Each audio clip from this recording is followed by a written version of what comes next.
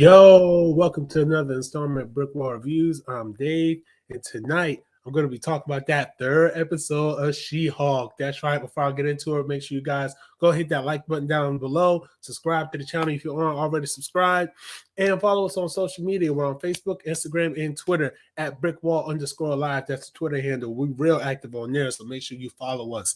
Anyway, so this third episode of She-Hulk. Y'all seen the memes by now. I gave y'all all day long to catch up and see the memes, see the talk of the town, see the chatter, which wasn't as bad as I thought it was going to be. And I'm just going to get this out the way because it's going to take up some chunk when I go to talk about it. But come on, we had Megan Thee Stallion make her MCU debut. She is now canon in MCU. Not only that, but that twerking booty is MCU canon as well. Yeah, I mean, the twerking at the end, the body, yada, yada, yeah, you know what I'm saying? Yeah. All right, so I got it out of the way. I'm not going to lie, though. Here's my only thing I got to say about the twerking scene. I mean, Megan, she did her thing. You know, she's been twerking since she came on the scene. It's nothing new to me. That's part of the culture. She-Hulk twerking, though. Let me tell y'all something, right? So, yeah, I had to be comfortable. So, listen. I know that some of y'all out there like, oh, she all moving that booty or whatever the case may be. First of all, that twerk was a obvious, unseasoned twerk, if some of you catch my drift. It was an unseasoned twerk. It looked like it was a twerk trying hard. No, I'm not the twerk police, but I'm just saying, I was not hype over her twerk at all. I was more hype over Megan's twerk. And I see Megan Thee Stallion twerk, and literally every time I see Megan Thee Stallion, she is twerking. Literally, like there's not been 1 second that I have seen Megan Thee Stallion and she was not twerking. Okay, so anyway, that's all I got to say about the twerk post-credit scene in the third episode of She-Hulk. It was a fun scene. It was nice to watch, but you know, hey, I hope Megan Thee Stallion gets to do more acting. I would like to see how she could, because I know she said one of her ambitions is to be an actress, blah, blah, blah, blah, kind of like Queen Latifah or something. So, but that's not why we're here. We're here to talk about the rest of the episode as a whole. And the rest of the episode did not have all the twerking, but it did have a lot of Wong.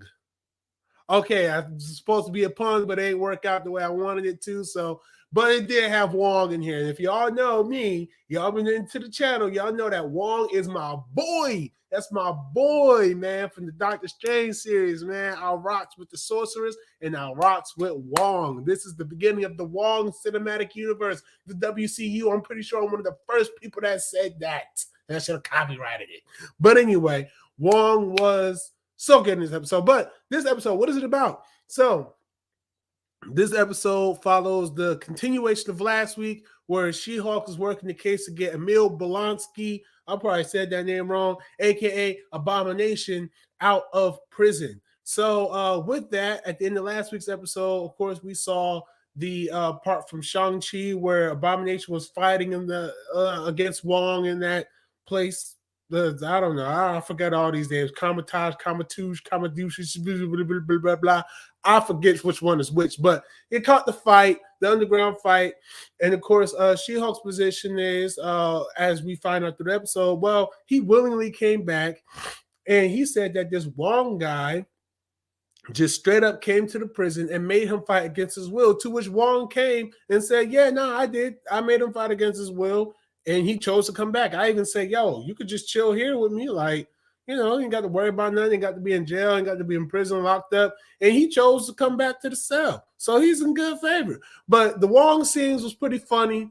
You know, he was like, yeah, I'm Sorcerer Supreme.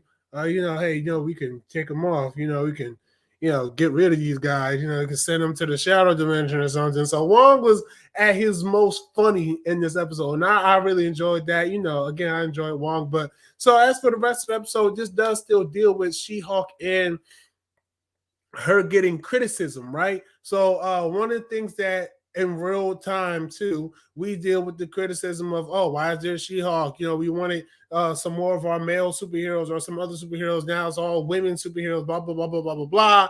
We got all that. I'm not the social commentary guy. I really don't care, right? Like, I don't really care about the woke stuff until it's like overwhelming. And even then, I have yet to have watched something that has made me come here on this platform, on my platform, and just wig out about how woke something is. And if I have done it, comment down below. But anyway, yeah, so like and the thing I kind of like about it is that it kind of dives into She-Hulk kind of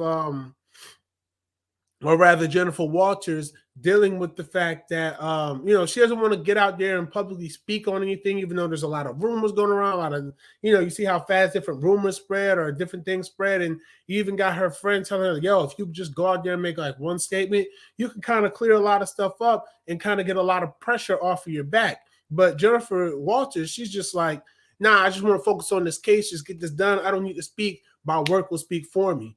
Which does lead to this pretty funny moment at the end where she finally does decide to go on TV and do an interview. And the interview is not even about her work. This is about just all the rumors. Like, and then even the last thing that's in the the interview is like, and coming up next, She-Hulk gives her diet regime. What does she do to keep her body so healthy or something like that? And it's just like, seriously, like, so that's pretty funny.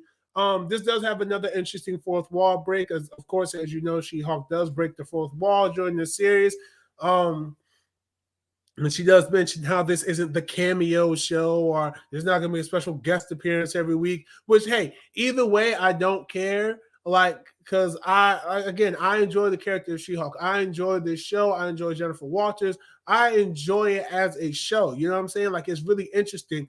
The legal side of it. This kind of harkens back to something Marvel used to do some time ago. They still kind of do it, but they don't do it as heavily. But it kind of harkens back to, okay, let's take this genre and then let's just add superheroes. Granted, She-Hulk maybe isn't the best one to do it, but it's still good. It's still enjoyable to watch. I feel like I'm watching a legal comedy. There was one part in particular, and I completely forget what it was, but it just really kind of made me chuckle a good bit, because I was like, wow, that's actually really really goofy what they just did there. Like, this really is a comedy.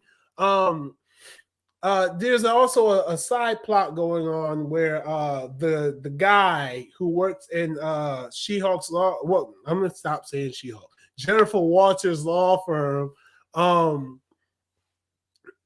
he's got like this thing going on with the what's it, like a shape-shifting elf from Asgard, and she turns, and this is kind of how Megan Thee Stallion kind of like weaves her way into the episode. So she poses as Meg Thee Stallion, and it's pretty much gets this guy like pay off car payments and stuff like that, and like buy her a whole bunch of stuff. And of course, he finds out she's shape-shifting elf, so he goes to court to sue her.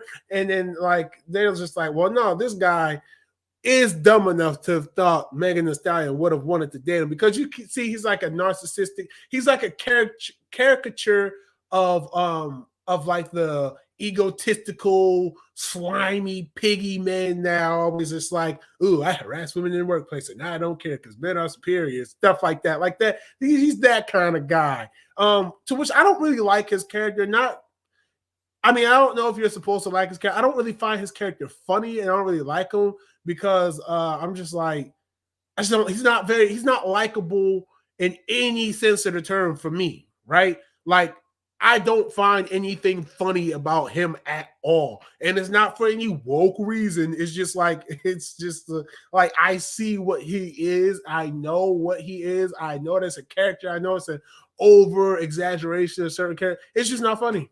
It's just not interesting to me. Like, I don't really care for this character. I like the way people talk about him because he's an idiot. He's a clear idiot, and he's so narcissistic and whatever. Just as a character, I don't really care for him. But the plot that he had was very funny and interesting, but just from the side of every other character around him except for him. I don't know if that was intentional, but I mean, if it was, then hey, you got me. I'm right there with you. But if it wasn't intentional and we're supposed to find some type of ironic humor in this guy, I don't find that. I don't see it. I don't like him. Also, what happens in this episode, we get more of Emil Blonsky's appeal to actually be set free from the prison. And I gotta say, he does seem like a reformed gentleman, but I just know villains. I mean, I'll be surprised and pleasantly surprised if he stays on the good side of things. But yeah, no, I think something's going on. I think he's gonna do something. I think he's gonna pull something. Something. And speaking of pulling something and something strange happening, towards the end of the episode, you have these guys known as the Wrecking Crew that come up and through a very funny fight scene that I thought, because they go and attack Jennifer while she's walking in just her, her non-Hulk form. And these guys, they like sneak up on her, they like, mug her or try to mug her, attack her, like, don't move. Like one grabs from behind, like, don't move. And she's like, wait a second. And she just turns into She-Hulk and she like beats the crap out of these guys. And one of them tries to like stab her with like a needle, and it doesn't go through her skin because her skin's impenetrable. And when they get back into their van, they're like, well, did you get it? He's like, nah, I didn't. Oh man, the boss is not gonna like this. So they're working for someone. And I'm very interested to see who they're working for. They apparently have Asgardian technology on them that they use to fight. So I'm very interested. They finally opened up the first mystery to the She-Hulk show in terms of who's her villain, what's her real antagonist. And I know this is like a more comedic show, but you know me, I like to get down to what's the big bad of the series. What's her big thing? What's going to be her story? Because right now, my only real criticism is that this kind of just has her being the lawyer, which is cool, but it's just like, now that the Emil Blonsky thing seems to be over, where are we going from here, right? Another thing, I know a lot of people talk about the CGI in this show. I am really not. I mean, there are some scenes where the CGI looked really bad or didn't look that great. And there are some where it looked decent. I mean, I just hope it gets better. That's all I got to say about that. I just hope it gets better. But this episode right here, it just wasn't really it. Like CGI was kind of bad on She-Hulk. I'm not even. I was like, oh, it looks like a cartoon, so it's not that great. Anything else about this episode? No, I mean, like this was like a really kind of a straightforward episode. I mean, I feel like most of them kind of now are standalone, which is why I kind of like that there's something being set up at the end of this episode. So I would like to see where that continues to go. But as of now, I kind of just enjoy it for what it is. I went back and watched some of the other Marvel shows, a few episodes of some of the other Marvel shows the other night. Just randomly, really. But I mean, they were all pretty good in their own rights. But it's like, and I kind of tweeted this too through the BrickWall page. I said, the first wave of the MCU shows were not even a little bit, were better than this wave of the MCU shows. So that's something that's pretty interesting. And like I said earlier for this review, I think She-Hulk is kind of going back to being one of the better ones for this half, because I didn't, like I said before, and I say it again, didn't care for Moon Knight, didn't care for with Miss Marvel, didn't care for those two. So this is the first one I'm actually enjoying, as you can see while I'm doing these weeklies. This is the first one I'm enjoying since Hawkeye, really. So, I mean, yeah. So overall, though, I think this was a good episode. I'm excited to see where the rest of the series goes, of course, and just to see what other problems she has to face and how she just comes into being the hero She-Hulk as opposed to just the lawyer She-Hulk, so yeah, it's just fun to spend time, and that's the most important thing I think about this show. It's fun to spend time with the character, and as long as I'm having fun during the 30 minutes I'm putting aside of my day to watch this character, as long as I'm having fun and actively engaged, not just because it's MCU, but because it's a damn good show, as long as I'm doing that, I'm fine. I did not have fun with Miss Marvel. Felt more like a chore. Moon Knight felt a little bit like a chore, or it felt like it wasn't reaching a certain potential. This one is just like, okay, I'm having fun with it. So that's all that matters. So this episode right here, I give it a 3.9 out of 5. This episode here. Like I said, it was good.